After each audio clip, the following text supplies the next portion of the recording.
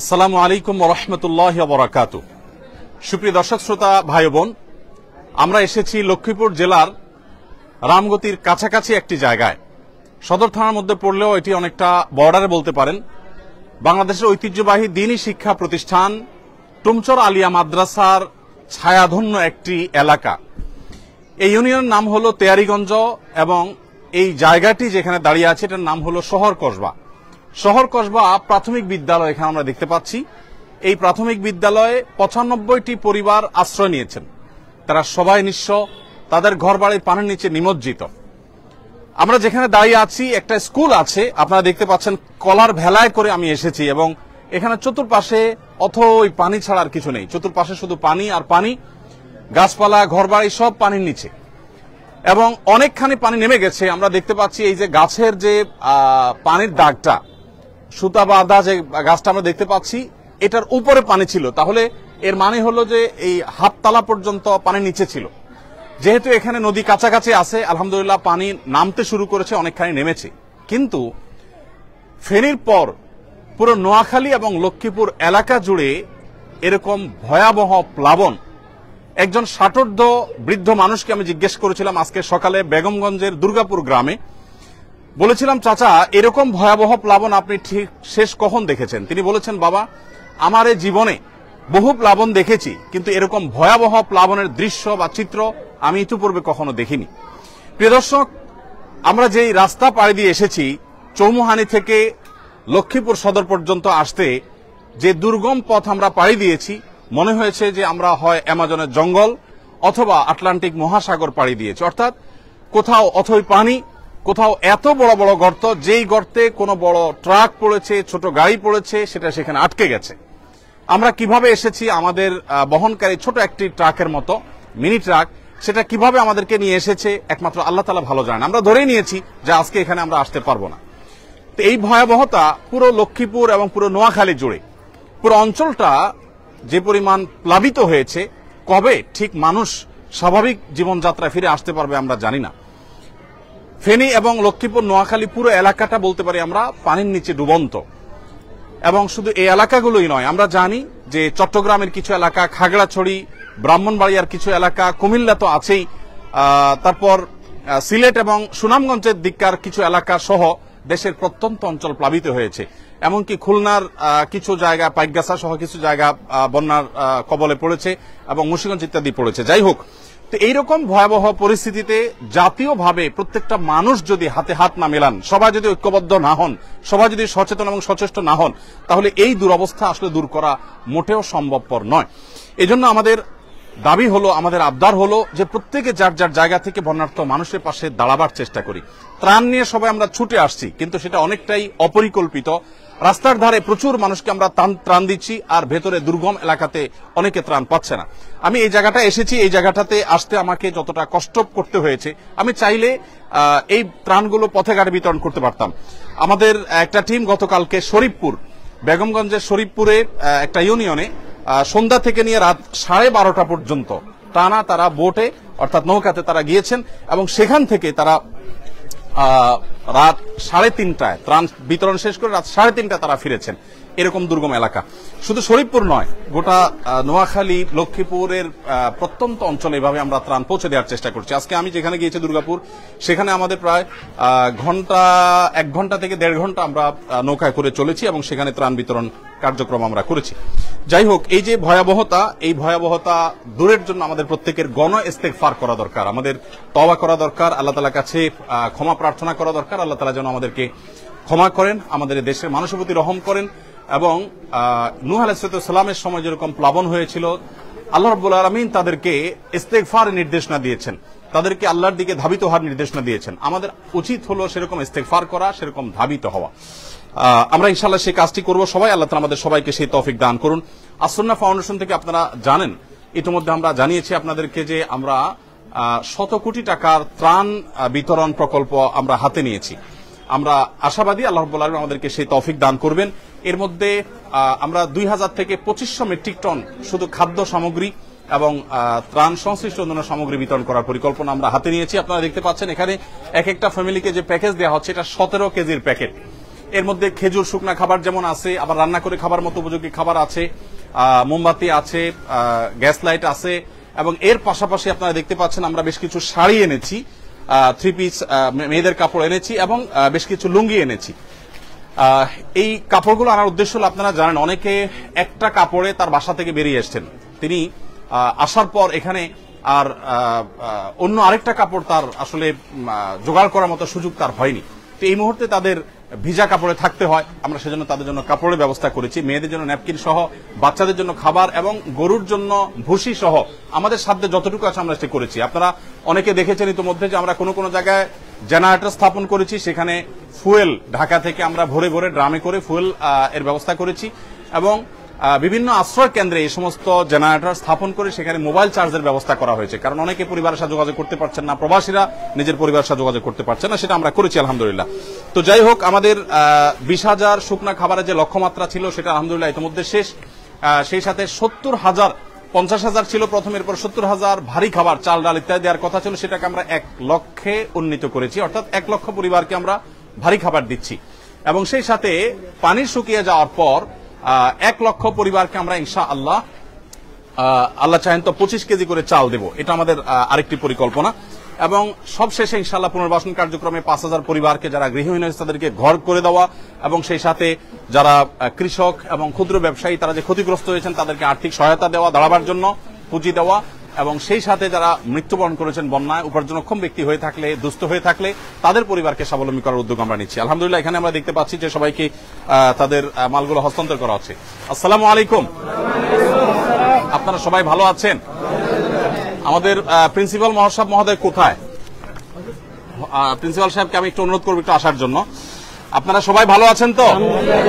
আপনাদের মধ্যে সবাই কি মুসলমান, না অন্য ধর্মের কেউ আছেন? অন্য ধর্মের কেউ নাই? অন্য ধর্মের মানুষ আমাদের সাথে থাকলে কি কোনো সমস্যা আছে? আমাদের অনেক মুসলমান মনে করে যে যারা হিন্দু, যারা বৌদ্ধ, যারা খ্রিস্টান, তাদের সাথে বোধহয় আমরা গায়ে গায়ে লাগতে পারবে না, এক জায়গায় থাকলে বোধহয় গুনাহ হবে। এগুলো আমাদের ভুল ধারণা, কুসংস্কার। অন্য ধর্মের যে সমস্ত মানুষগুলো আছে তাদের সাথে আমাদের একসাথে বিপদে তারাও পড়েছে, আমরাও পড়েছি, তাদেরকে আমরা হাতে হাত ধরে টেনে যদি তুলি তাতে কোনো অসুবিধা আছে? কোনো অসুবিধা নেই। যাই হোক, আমরা আপনাদের জন্য একটা ত্রাণের পাশাপাশি একটা কাগজ প্রস্তুত করেছি, এটা আপনারা সবাই পড়বেন, যারা পড়তে পারেন না তারা কাউকে দিয়ে পড়ায়া শুনবেন, ঠিক আছে তো ইনশাআল্লাহ? এখানে 1 পৃষ্ঠা লেখা আছে, একজন ভালো মুসলমান হতে করণীয়। আমরা কি ভালো মুসলমান হতে চাই না? চাই না?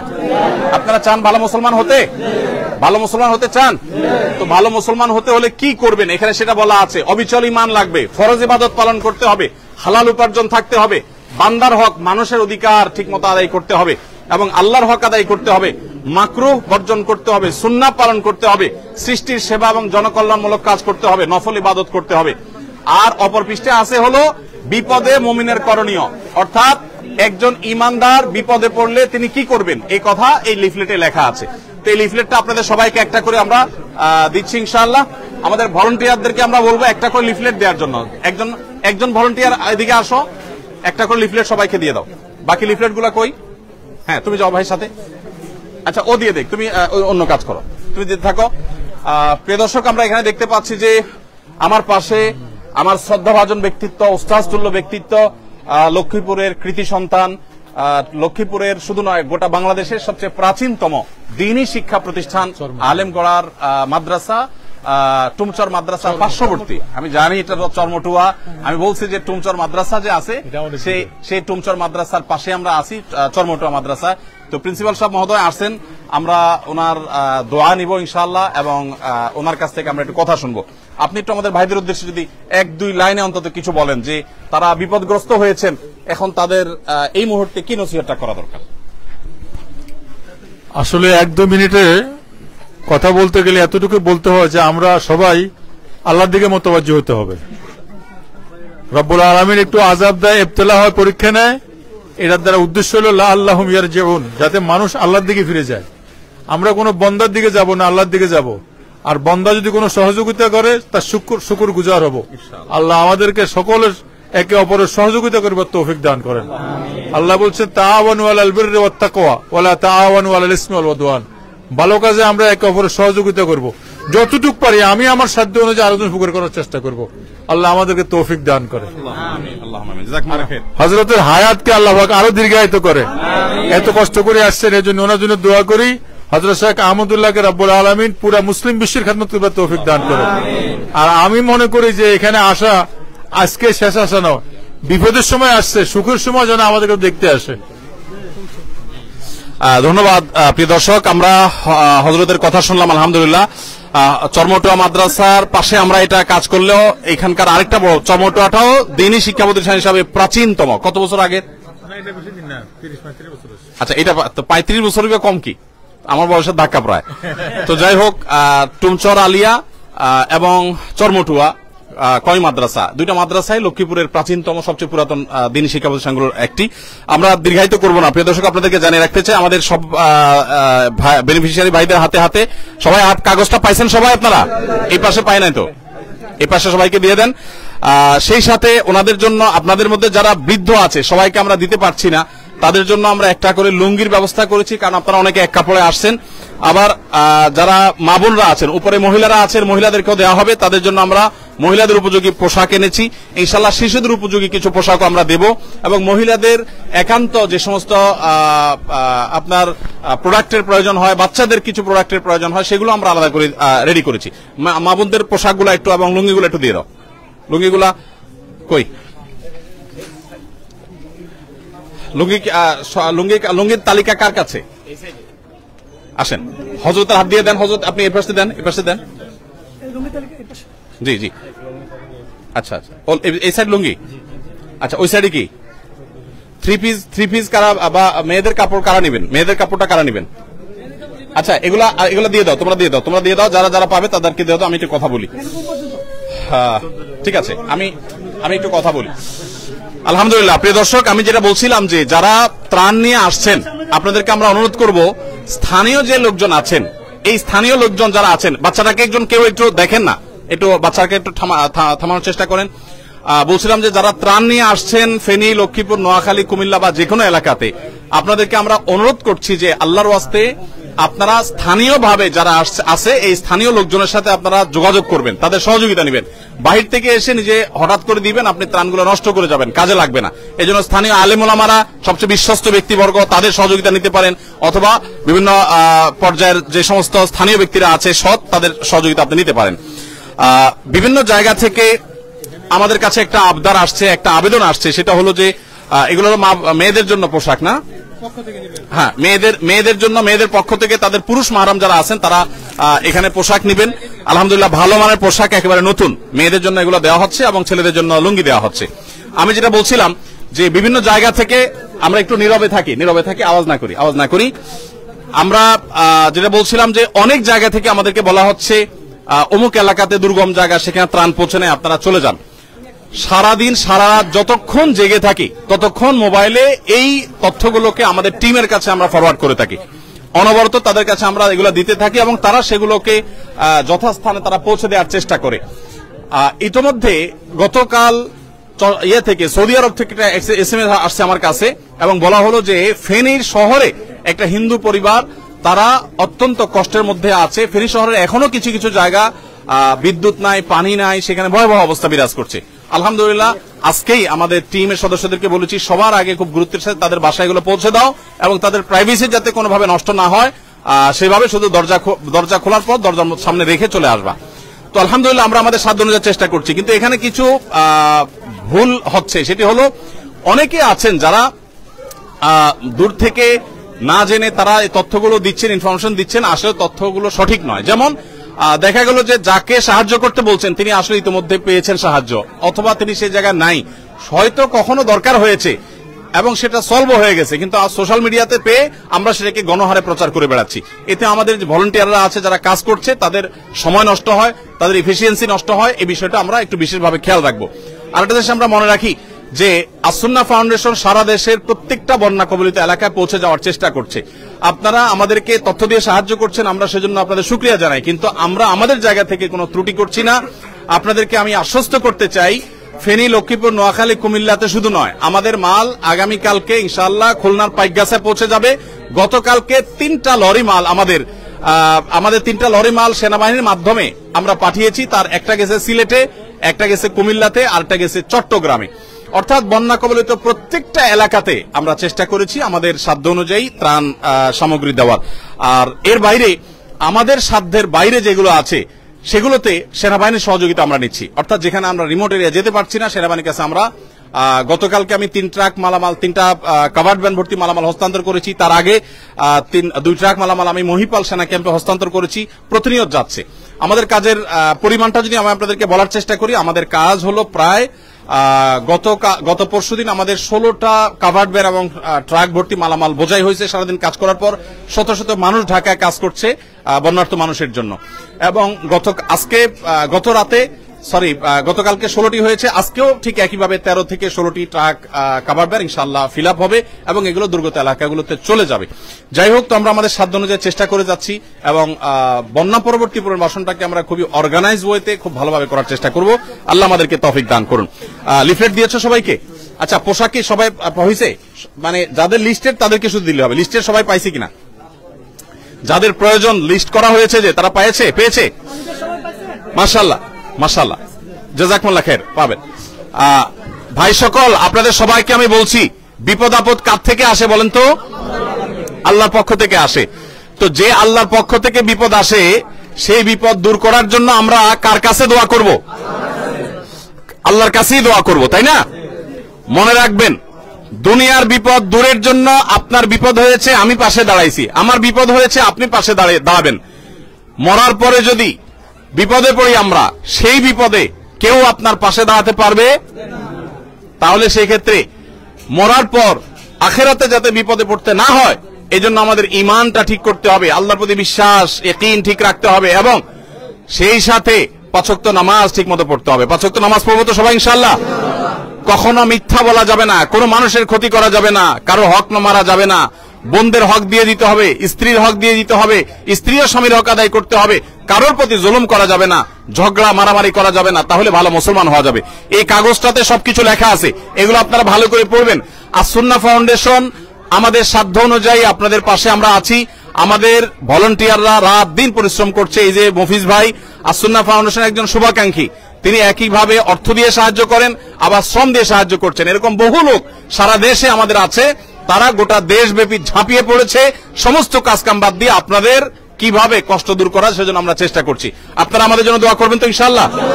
আমাদের যে সমস্ত ডোনাররা আছে, যারা টাকা দিয়েছেন, সেই টাকাটা দিয়ে আমরা মালগুলো কিনে, আবার আমাদের স্বেচ্ছাসেবকরা কষ্ট করে পরিশ্রম করে এগুলো প্যাকেট করেছেন, সেগুলো আপনাদের কাছে নিয়ে আসছি। আপনারা আমাদের সবার জন্য দোয়া করবেন ইনশাআল্লাহ। আর আপনাদের জন্য আমরা দোয়া করি, আল্লাহ আপনাদের কষ্টকে দূর করে দেন এবং লাঘব করে দেন। আল্লাহ তাআলা দুনিয়াতে যেরকম আপনাদের বিপদে আপনাদেরকে সহায়তা দিচ্ছেন, আল্লাহ যেন আখিরাতে বিপদ থেকে আমাদের সবাইকে উদ্ধার করেন, বলেন আমিন। লক্ষ্মীপুর নোয়াখালী এলাকার মানুষ, কুমিল্লা ফেনী এই এলাকার মানুষ দিনদার ধার্মিক হয়ে থাকে, নামাজি কালামি হয়ে থাকে। আমরা সবাই সেটা যেন খেয়াল রাখি, আমরা যেন ভুলে না যাই। মনে রাখবেন, আল্লাহর আযাব যদি হয় তাহলে কিন্তু মানুষ সে আযাবে ধ্বংস হয়ে গেলে তার জাহান্নাম নিশ্চিত। বন্যার পানি এটা আযাব হিসাবে আসছে এমনটি জরুরি নয়, হতে পারে আল্লাহ আমাদের পরীক্ষা করছেন, হতে পারে আমাদের গুনাহ মাফ হবে, কিন্তু আমাদের সবর করতে হবে। কি করতে হবে? আপনাদের মধ্যে যারা উপযুক্ত, যাদের ঘর বাড়ি ভেঙে গেছে, শেষ হয়ে গেছে, আমরা আসুন্নাহ ফাউন্ডেশন থেকে তাদেরকে ঘর করে দেওয়ার জন্য টাকা পয়সা এবং টিন দেব ইনশাআল্লাহ। এবং যাদের কৃষক, কারো গরু মারা গেছে, ছাগল মারা গেছে, কারো ক্ষেত খামার নষ্ট হয়েছে, আমরা তাদের জন্য চেষ্টা করব, তথ্য উপাত্ত করে যাচাই বাছাই করব। শুধু আবেদন করলেই হবে না, যদি সত্য কেউ তথ্য দিয়ে থাকে মিললে আমরা ইনশাআল্লাহ তাদেরকেও নগদ অর্থ সহায়তা করব। ততএব আপনাদেরকে শুধুমাত্র আমরা এই যে কিছু চাল দিলাম এটাই শেষ না, এরপরে আবার 25 কেজি করে চাল আমরা দেব যারা গরিব, অভাবী, দুস্থ, তাদেরকে পানিটা শুকালে আমরা সবার ঘরে ঘরে এটা পৌঁছায় দেব। কিন্তু শর্ত হলো সত্য তথ্য দিতে হবে। যে মিথ্যা কথা বলে তার সাথে আমরা নাই, সত্যবাদীর সাথে আল্লাহও আছে, আমরাও আছি, আর মিথ্যাবাদীর সাথে আল্লাহও নাই, আমরাও নাই। মিথ্যা মানুষকে ধ্বংসের দিকে নিয়ে যায়। আমরা কখনো মিথ্যা বলবো না। ত্রাণ কেন, গোটা পৃথিবীর বিনিময়ে মুসলমান মিথ্যা বলতে পারে? অতএব আমরা শক্ত থাকবো তো ইনশাআল্লাহ। এবং আমাদের মা বোনরা যারা আছে তাদেরকেও আপনারা নসিহত করবেন। আপনাদের স্ত্রী, আপনাদের বোন হয়তো আছেন, দেখেন ঘর বাড়ি ছেড়ে আপনারা এখানে চলে আসেন, কারণ এই আশ্রয় কেন্দ্রে থাকতে ইচ্ছা করে না। কিন্তু মনে রাখবেন, আল্লাহ রাব্বুল আলামিন যে আমাদেরকে ভালো রেখেছেন, আশ্রয় কেন্দ্রে আমরা যে থাকতে পেরেছি। বহু মানুষ আছে আশ্রয় কেন্দ্রে নাই। ফেনীর পরশুরাম, ছাগলনাইয়া এলাকা, এই সমস্ত এলাকাগুলোতে এমন ভয়াবহ অবস্থা বিরাজ করছে যে সেখানে দোতলার ছাদে, তিনতলার ছাদে মানুষ আজকে 4-5 দিন ধরে আছে, বৃষ্টির মধ্যে ভিজতেছে, খানা নাই, কিছু নাই, 4 দিন 5 দিন, এবং তাদেরকে কেউ যায় উদ্ধার করতে পারে। সেনাবাহিনী অনেকে উদ্ধার করতেছে, কিন্তু অনেককে এখন উদ্ধার করা সম্ভব হয় নাই, ওখানে আছে। আমি যে গাড়িতে এসেছি সেই ট্রাকের ড্রাইভার সাহেব বলেছেন আমি দেখেছি লাশ ভেসে গেছে আমার চোখের সামনে দিয়ে। তো তার তুলনায় আল্লাহ আমাদেরকে ভালো রাখছেন না? আমরা সর্বাবস্থা আল্লাহর কাছে শুকরিয়া আদায় করবো, আলহামদুলিল্লাহ। আল্লাহ আমাদের সবাইকে ভালো রাখুন। প্রিয় দর্শক, আমরা শেষ করব। ওনারা আলহামদুলিল্লাহ, আমরা আশা করছি যে তারা এমনিতে এলাকা মানুষের ভিতরে ধার্মিকতা আছে, তারা আল্লাহকে স্মরণ করবেন। আমরা ইনশাআল্লাহ তাদেরকে দিনদারিতার জন্য তাদেরকে সহযোগিতা করব। আমরা শুধু ত্রাণে দিচ্ছি না, সাথে দাওয়াতি কাজের জন্য এই লিফলেট দিয়ে দিয়েছি। এই লিফলেটটা তারা পড়বেন, মোটিভেশন নেবেন, এবং এখানে দ্বীনি কার্যক্রম ইনশাআল্লাহ চলতে থাকবে। এভাবে আমাদের শত শত পয়েন্টে কাজ চলছে, শত শত জায়গায় কাজ চলছে। আল্লাহ রাব্বুল আলামিন তাদের কষ্ট দূর করে দিন। আপনারা যারা ত্রাণ নিয়ে আসছেন তাদেরকে বলবো স্থানীয় লোকদের সাথে যোগাযোগ করে আসবেন, রাস্তাঘাট ভালো আছে কিনা দেখে আসবেন। ফেনী থেকে চৌমুহানী থেকে লক্ষ্মীপুর আসতে এই রাস্তার অবস্থা খুবই ভয়াবহ। বিকল্প রাস্তা কি হতে পারে সেটা আপনারা দেখবেন এবং জেনে শুনে আসবেন। আল্লাহ তাআলা আমাদের সবাইকে কাঁধে কাঁধ মিলিয়ে এই বিপদগ্রস্ত মানুষের পাশে দাঁড়াবার তৌফিক দান করুন। আমরা আমাদের সাধ্য অনুযায়ী চেষ্টা করছি, সবাই সবার সাধ্য অনুযায়ী চেষ্টা করলে ইনশাআল্লাহ, আমি আবারও বলি, 18 কোটি মানুষ দাঁড়িয়ে গেলে 50-60 লক্ষ মানুষের কষ্ট কখনোই কষ্ট থাকবে না, ইনশাআল্লাহ লাঘব হয়ে যাবে। আল্লাহ তাআলা আমাদের সবার সেই কষ্ট দূর করে দিন। এই প্লাবন সহ সকল প্রাকৃতিক দুর্যোগ থেকে আল্লাহ তাআলা আমাদেরকে হেফাজত করুন, এবং বাহিরের যে শত্রুতা যারা করছে আমাদের সাথে, আল্লাহ তাআলা তাদের মোকাবেলা করার মতো শক্তি সামর্থ্য আমাদের সবাইকে দান করুন। জাযাকুমুল্লাহ খাইর। আসসালামু আলাইকুম ওয়া রাহমাতুল্লাহ।